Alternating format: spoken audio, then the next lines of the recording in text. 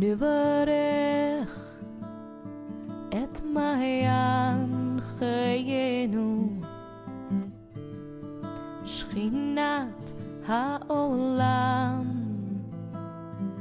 שהחיינו וקימנו והגיענו לזמן הזה,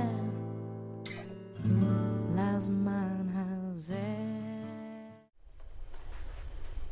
I'm Rabbi Strear, Senior Vice President at American Jewish University.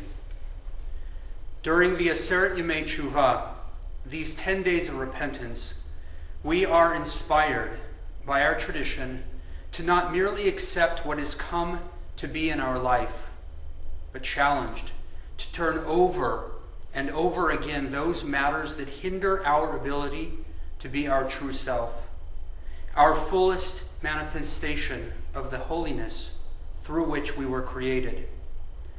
The human being is remarkably skilled at adaptation. The human being has learned to live in every climate on this planet. It has adapted to social norms and expectations that are at times counter to its more base self, and can adapt to physical and emotional challenges and conditions that may at once have been unthinkable. But adaptation can lead to stagnancy. Our capacity to adapt can limit us from the necessary growth needed to repair ourselves from year to year and day to day. Our capacity to adapt transforms the unacceptable into the status quo. We may adapt to the silence between ourselves and a former lover. An unhealthy lifestyle may become the norm. Anger or sadness may become commonplace in our lives. Or the 10 or 20 or 40 extra pounds may simply accompany a new stage of life. But this year, this time of year, through the awakening sounds of the shofar, we are called upon to see beyond the life which we have adapted to and dream anew of well-being, goodness, and godliness. Reflecting on this with my teacher and friend, Rabbi Richard Camrus, he shared with me a commentary on the last verse of the paragraph of the Aleinu prayer, which we say 3 times a day and is central to our High Holiday liturgy. The verse comes from the book of Devarim, in which Moses delivers his ethical will to the Jewish people. Moses states in Devarim, chapter 4, verse 39, V'yadata hayom v'hashevota el levavecha, ki Adonai hu Elohim b'shamayim mima'al v'al ha'aretz mitachat ein od.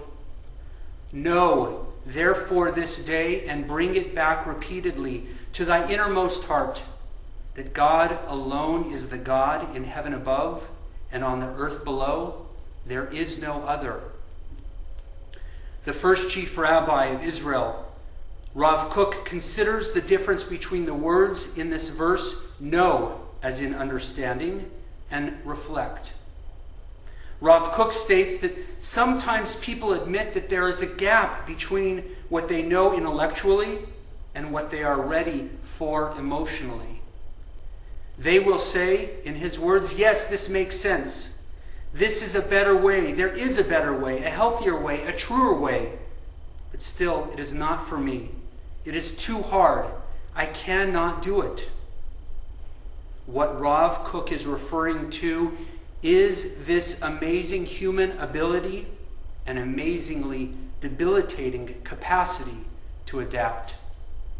And Rav Kook acknowledges that change is hard, and most of us don't believe we can do it. Our verse calls on us to reflect on our ways each day. Bring it back repeatedly to thy innermost heart.